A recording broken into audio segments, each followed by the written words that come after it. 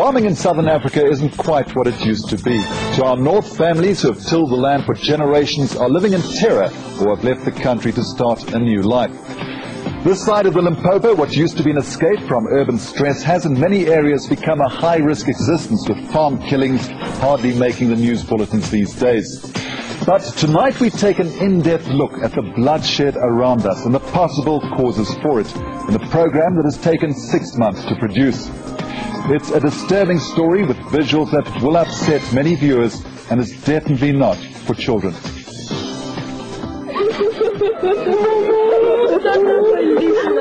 A mother's hand on her daughter's coffin. And a teenage boy crying out for his mother.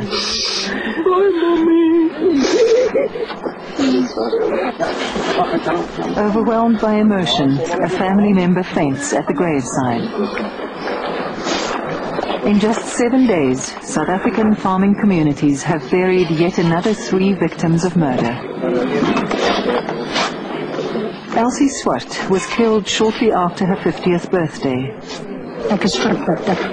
I feel bitter. She was severely tortured, say her parents.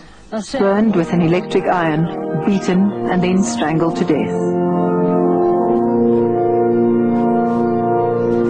A day earlier, 73-year-old James Twine was buried in another rural town. He was shot dead in cold blood while kneeling down in front of his killers in his farmhouse.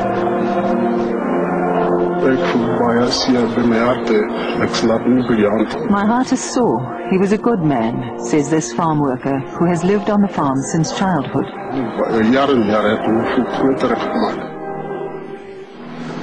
Members of the South African Police Service are also struggling to deal with the senseless killings. Most of these people are very old, law-abiding, God-fearing citizens, and murdered in cold blood. Sometimes I can see my own parents. My parents are also very old, and I'm always glad that it didn't happen to my parents. Superintendent Anton Krachot has been a forensic cop for 27 years, the last 10 spent at the Criminal Record Centre in Witbank, about 100 kilometers east of Pretoria. The cops here have long lost count of the murders they have attended on farms in this province. What awaits them on a call-out is usually a scene of indescribable brutality. Like so many other victims, this elderly couple arrived back home from church on a Sunday morning. In a macabre display, the killers left their Bibles displayed on the bodies. In an outside room, a third member of the family was tied up with wire, then tortured and killed.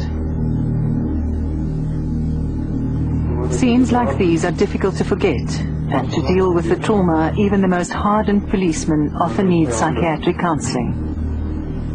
Sometimes it works, sometimes it doesn't work. I normally get flashbacks every day. You always dream about most of this stuff. You always relive it. It's like a video boundary one. It always comes back.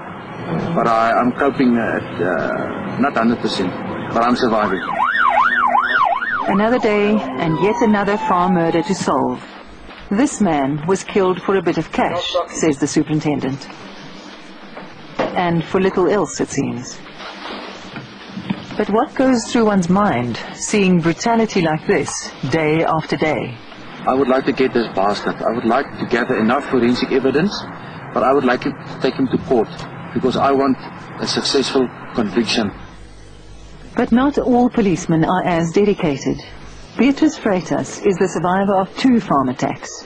In neither case has anyone been brought to book. No, never. These things just die. The Freitas family immigrated from Madeira to South Africa more than 40 years ago. They established a huge nursery on farmland near the Mozambican border, supplying trees and plants to outlets across southern Africa. Beatrice still tends the beautiful garden, but the house is empty now.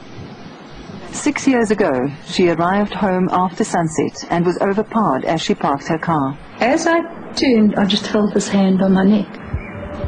And so when I looked, there were 4 guys like this. You can't think. I wasn't scared. It's like my mind disappeared. Beatrice and her permanently disabled husband, Jose, were tied up in the bathroom while the intruders ransacked the house. Then after a while, they got me out and they left my husband locked in there. Then they asked me where the iron was.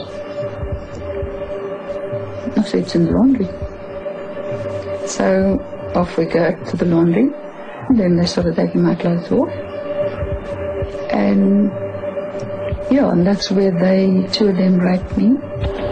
But the rape was only the start of her nightmare. I happened to have about 2.5 liters of oil, and they took that and they just poured all over me. They connected the iron on the wall. All I remember just lying there and screaming. And it was a couple of kicks and a couple of irons. 25% of my body was third-degree burns. Eventually they took a towel and they put it over my head and they suffocated me. I ran out of breath, and then with my left hand I pulled one of their hands off, and that was certainly not my strength. That's where I say there were higher powers in charge. The robbers then fled the scene.